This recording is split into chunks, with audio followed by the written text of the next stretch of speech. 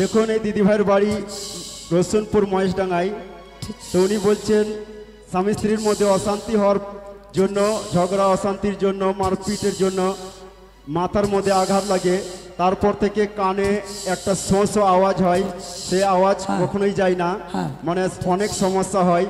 যখন ঈশ্বরের দাস মাথায় হাতে রেখে প্রার্থনা করেছেন, উনি বিশ্বাসে চেক করে দেখছেন সেই কানের মধ্যে শো শো আওয়াজ নেই, পুরো পরিষ্কার, উনি পরিষ্কার শুনতে পাচ্ছেন। এটা কতদিন ধরে? এটা কতদিন ধরে? 10-12 বছর ধরে। এটা একদমই সহসহনি যায় না? না না, ঘুমোলে ঘুমের বড়ি খেয়ে মানে আমাকে ঘুমোতে হতো। আচ্ছা, আপনি দেখিয়েছেন? ডাক্তার দেখিয়েছেন? হ্যাঁ, ডাক্তার দেখিয়েছি। সেখানে কি বলছে? রিপোর্ট বা কিছু করেছেন? কোনোদিন ভালো হবে না, যতদিন বাঁচবে ততদিন এরকম ভাবেই থাকতে হবে। ওই ততদিন ওই ঝিলঝিল করেই যাবে কান। হ্যাঁ হ্যাঁ, সহসা থাকবে, আওয়াজ ও যাবে না। তারপরে কি হলো এমন সময়?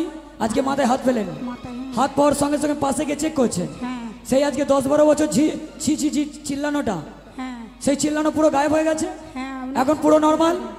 ও জোর মহিমা করো প্রিয় সন্তান ঈশ্বরের বেটা বেটিরা। হালেলুয়া।